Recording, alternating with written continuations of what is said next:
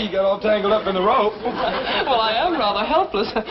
If a man were to try and kiss me now, I couldn't resist. You couldn't? No, I'd be at his mercy. Don't worry about that. Ain't no man gonna kiss you while I'm here. Jethro, you are like a magnificent skyscraper with an uncompleted penthouse. Thank you. Oh, that reminds me, Dr. Twomley is most anxious to see you again. Well, I'm anxious to see him, too. He never did give me my certificate of health for school. Well, Dr. Twomley is not an internist or diagnostician. He works in the field of psychiatry. Well, as soon as he gets done working in that field and gets back to his office, I sure would like to see him. Well, we're in his office now, but what I want to explain is... Hey, I better hustle down there right now. Miss Potts says without I have a doctor's certificate, I can't graduate into the 6th grade.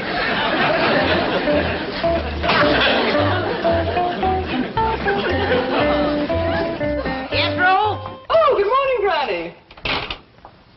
Morning, Miss Hathaway. Where's Jethro? I told him to string me a clothesline in here. I'm going to have to take a hickory switch to that boy again. He's gone, Granny, but you don't need a clothesline. I sure do. Can't hang him outside. It's going to rain today. But, Granny, you have an automatic clothes dryer that... Rain today. That's right. Well, I just read the weather forecast in the morning paper, and it says fair. Yeah, it's going to be a pretty fair rain. Granny, the Government Weather Bureau says no rain today. Is that a fact? Granny? Oh, howdy there, Miss Hathaway. Howdy. Granny, your soap's hardening up real good. I best go out and start cutting it into cakes. It's going to rain today. Miss Clampetted, perhaps you can ease Granny's mind about this rain. Oh, that don't vex Granny. Now, she likes rain. Besides, it don't rain enough out here. It's not going to rain today. Who says it ain't? Well, the U.S. Weather Bureau. Who's he? If I had to narrow it down to one he, I guess I would have to say chief meteorologist. Well, yeah, them Indians is pretty good at reading rain signs, but I'll go along with Granny. The United States Weather Bureau does not depend upon rain signs. It is a vast complex of highly skilled meteorologists working with the latest scientific equipment. They send balloons tens of thousands of feet into the air to measure wind velocity, barometric pressure, moisture content, and temperature. Their radar network scans the weather all over the continent. Their weather satellites are out in space circling the globe. Now, what does Granny have to compare with this in making a weather forecast? Twinges. Them little stabbing pains in her bones. I know what twinges are, but they can hardly be considered dependable weather prophets. Oh, I reckon they as good as balloons. Granny's got other ways of telling when rain's on the way. She studies ants and spiders and listens to the way the owl hoots and other things. I'm afraid superstitions and omens cannot compete with knowledge and experience. Well, I'm glad you're coming around to our way of thinking. Where's Jethro? Granny's going to want him to tote that soap in before it rains. He's gone to Dr. Twomley's office.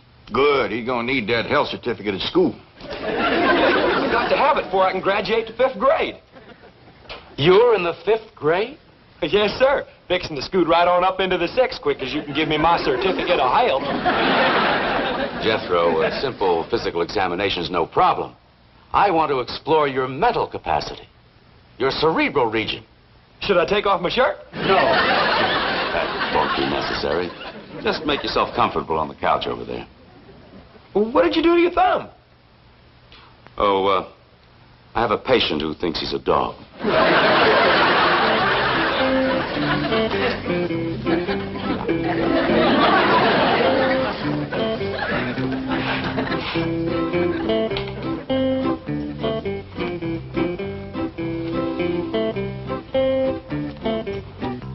I hope this examination won't take too long. I got to get to school before it rains. Oh, you don't have to worry about that, Jethro. It isn't going to rain. Oh, yes, it is. Granny says so. When Granny says something's going to happen, it happens. Sounds like she has remarkable powers. Strongest little woman you ever did see. I meant clairvoyant powers. Would you say she's a medium?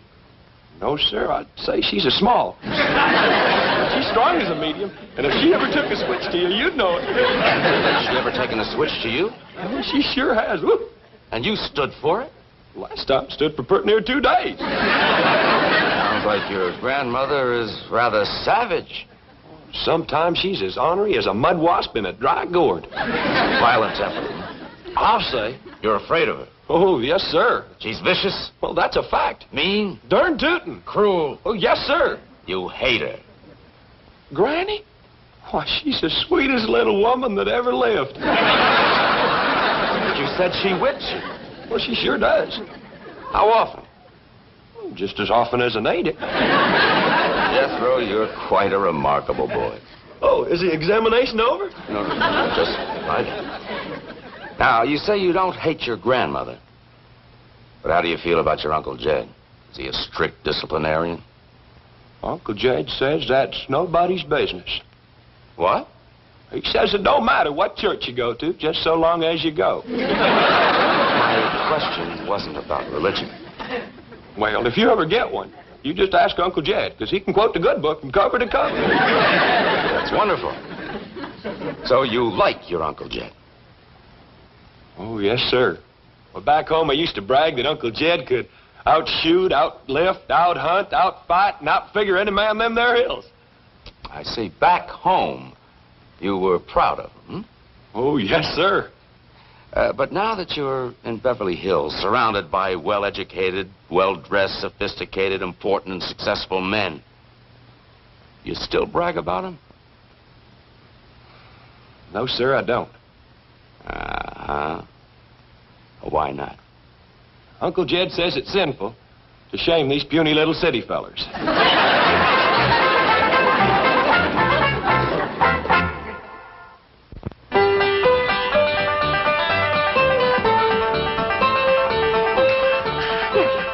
Miss Hathaway. Hello, Mrs. Bodine. I'm so glad you're here. I just put the last stitch in Ellie Mae's brand new dress, and I'd like for you to see it. Oh, I'd love to. Ellie Mae, come on down. My doggy, when it comes to fancy sewing and dressmaking, ain't nobody sits higher on the stump than my cousin Pearl. That's the truth.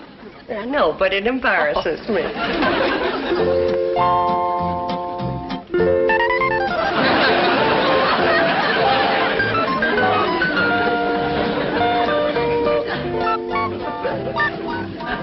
Kind of busy, isn't it?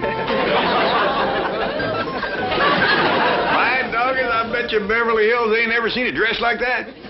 You have my word on it. It ain't so much. Ain't, she says. Look at her, grinning like a butcher's dog.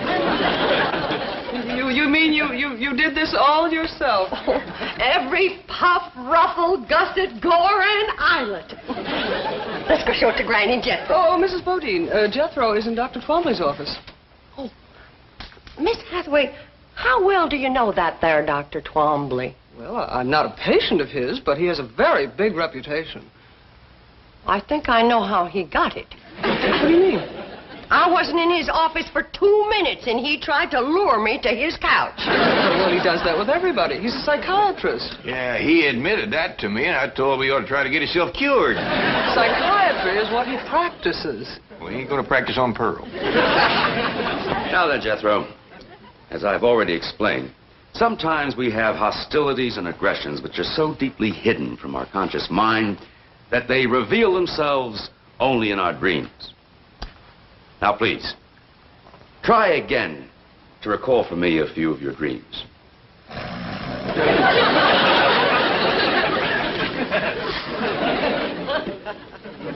Jethro. I want you to tell me about your dreams. You keep asking me about my dreams, but you won't let me sleep long enough to have one. Let's forget about the dreams and go back to your conscious relationship with your family. Now, we've established that you love your mother, adore your grandmother, and worship your Uncle Jed. How do you feel about your cousin Ellie Mae? Dr. Twombly, there is times when I'd like to whoop the tar out of that girl. Uh-huh. And just when is that? When she whoops the tar out of me. What do you mean? Well, she's all the time wrestling me down, getting a toehold or an arm lock on me. I'm that smart. You mean to tell me that that beautiful and fragile-looking girl can engage you in combat and emerge victorious? Well, no, sir. But she can whoop the tar out of me wrestling. And that makes you angry? You bet. You want revenge? Yes, sir. She disgraces you? Yes, sir. Shames you? Yes, sir. And you hate her? Ellie Mae? Well, shucks, no. I'd cut off my right arm for her. Jethro, don't you hate anybody? Well, I'm commencing to get a mite put out with you for not giving me my certificate of health. All right, Jethro. You take this note to Dr. Wilson across the hall, and he'll give you your certificate for school. Thank you. Oh, howdy, Mr. Drysdale. Well, Jethro, hello. You going in to see Dr. Twombly? Briefly, yes. Do you hate your mother? No. Well, don't tell the doctor. Seems to disappoint him something awful.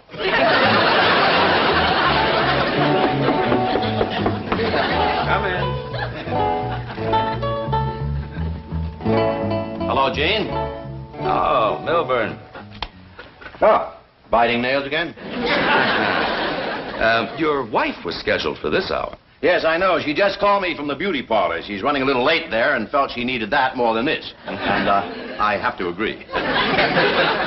Your wife's doing fine. She's greatly improved. Oh, really? You know, it's hard to believe that once she was worse than she is now.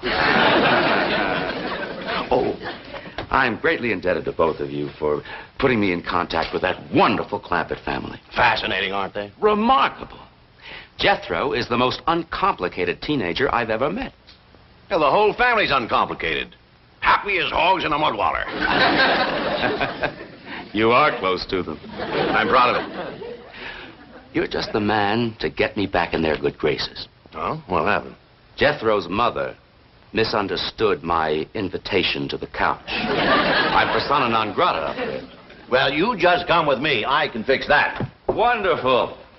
I'm especially anxious to question Granny. That little woman is a walking encyclopedia of mountain medicine, superstition, and phenomena. She absolutely fascinates me.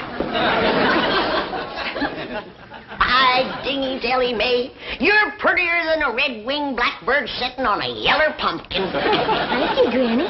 But it ain't Pearl's dress that does it. Is this all handwork lace, Pearl? Oh, every stitch of lace, braid, ribbon, and bow.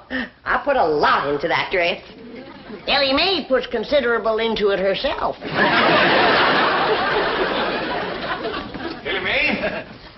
Miss Jean here's got a right dandy idea. She wants to take you out shopping for some other dresses. What? Now, don't get your hackles up, Pearl. I reckon she wants to save this one for best. Exactly. A dress like this should not be worn too often. It would be a chore to wash and iron it. That's the truth. Well, now, run along, girls, but be back before 3. Well, do we have to, Paul? Well, you don't want to get caught out in the rain in that dress. That's when you said it was going to come down, wasn't it, Granny? It's going to start to shower at 3 o'clock. Granny, it is... Never mind. Come along, Ellie Mae. Granny, maybe I ought to ride into town with them and stop off at Dr. Twomley's office. See what's happened with Jethro. Pearl, don't throw yourself at that goomer doctor. Oh, he ain't no goomer doctor. Well, he ain't a regular doctor. I asked him. I says, how do you cure warts? And he commences giving me a lot of talk about a electric needle. Right quick, I says, how are you going to thread it? With baling wire? He had no answer for that one. Maybe he ain't just the best doctor that ever come along, but I kind of like him. Well, I still say don't throw yourself at him, Pearl. If you want to see him, I'll conjure him over here. How? My love charm. I got them all wound up. All it needs is a little starting powder, and you just say the magic words. Granny, I don't hold with conjures and love charms. Pearl, with your boy in a Beverly Hills school, why do you want to stay so ignorant? They don't use this kind of stuff in Beverly Hills. That's why it's so powerful out here. They don't know how to fight it. Open the pouch a mite, and I'll sift in a little starting powder, and then you hold it to your heart, and you say the magic words. Granny, I don't know how to do it. I'll show you. Now you watch. Darling, darling, my true love, come a-swooping like a dove. Granny! Granny! There's somebody here to see you. Granny, I couldn't wait to see you again. Great comes and rats. I counted them for myself. Get away from me, you Pearl, you want, not me. Toads and buzzards, that's so mean. Switch the spell to Pearl Bodine. Get away from me. You stay away from me. You stay away from me.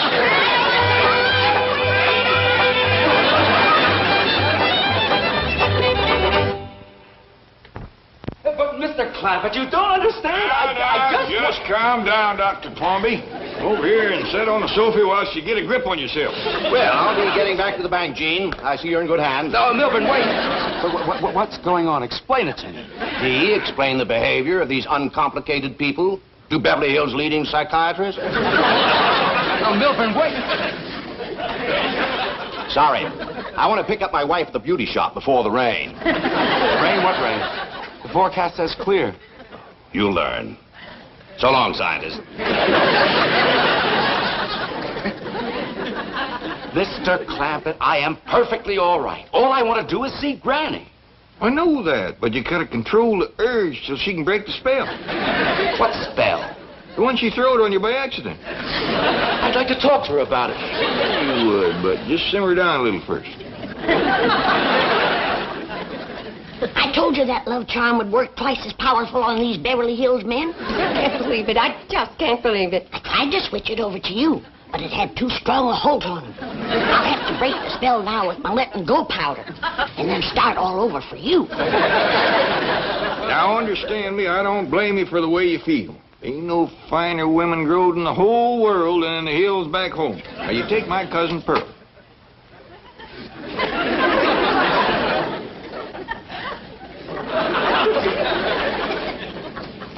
Powder, powder, white as snow, make the spell of love let go. Now he's broke, Jed. You can let him go now. Oh, Granny, wait, what did you do to me? Come back. I want to talk to you. Granny, please.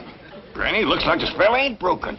Never seen a man held so tight in the grip of love. Gotta remember, this feller's a psychiatrist to start with.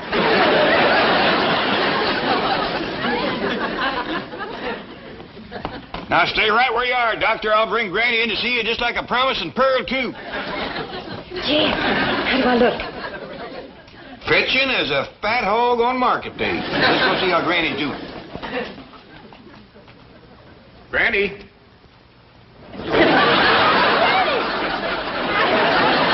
Doggy, you'd scare away vultures. I do appreciate this, Granny. Me, too. Come on. I'm glad to get rid of the rascal. Why, they must be 30, 40 years difference in our ages. At least. I'm not about to get mixed up in one of them May and December courtships. Here they are. Bonjour, Monsieur Doctor.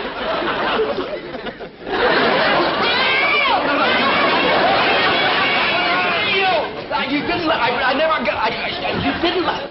Pearl, I never see a spell to beat this one. I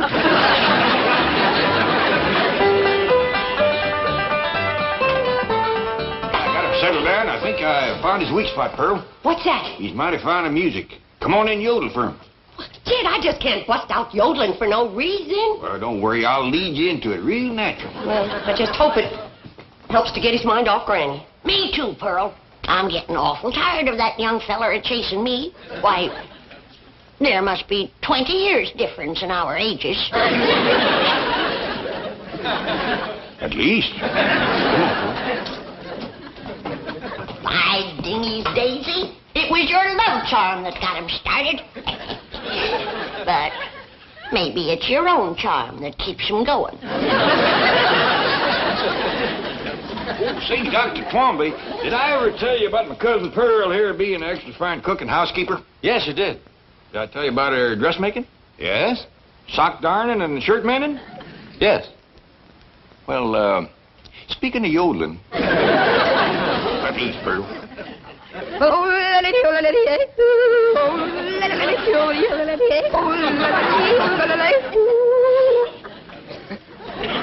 hear anything like that, Doctor? Never. You got any requests? Yes, I'd like to see Granny.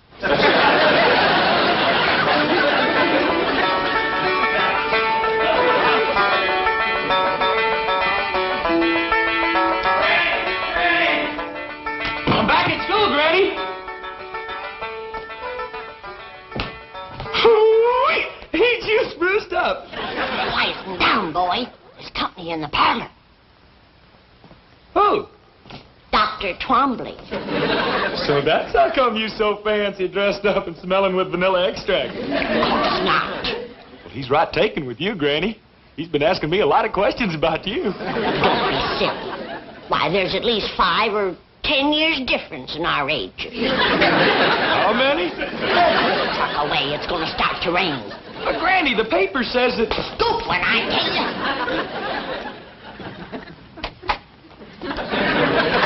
Did I hear Jeff? Oh, here you are, Granny. Thank goodness. At last, maybe we can be alone together for a little while. I've got so much to talk to you about. Before we begin, I want to remind you that I ain't no spring chicken. I couldn't care less. I'm glad you're the age you are. Well, you ain't exactly just hatched out of the egg yourself. So much the better.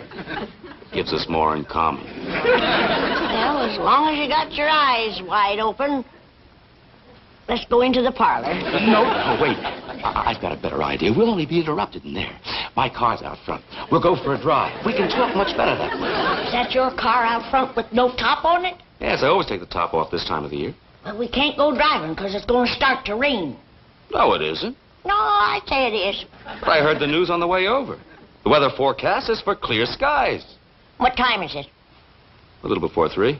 It's going to start to shower any minute. No, it isn't. No, I say it is. What makes you think so? I've been reading the signs. What signs? The way the ants is banking the dirt up in front of their holes. And the owl is hooting close to the house during the day. Fascinating. Come on. You can tell me all about it while we drive around. Oh, yeah, I ain't going driving in the rain. But, Granny, it isn't going to rain. You are the muleyest goomer of a doctor I ever did see. Come on. Come on, Granny, help us coming. See? I knew this would happen if we stayed here. Leave him be, Jed. We's old enough to know what we's doing. Besides, he's got to get his car under cover before the rain hits. It isn't going to rain. Now, look, let me show you. Look. Did you ever see such a clear blue sky, such a... What's that black thing? That's rain clouds.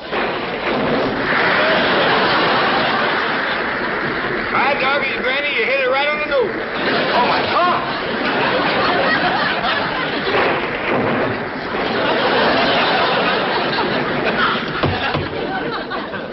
That poor fellow's going to get soaked, but I reckon a cold shower won't hurt him none. Might even broke the love spell you throw it on him, Granny. Oh, I don't care about that no more. Things wouldn't have worked out between him and me no way. Well, what do you mean? He's too old and set in his ways.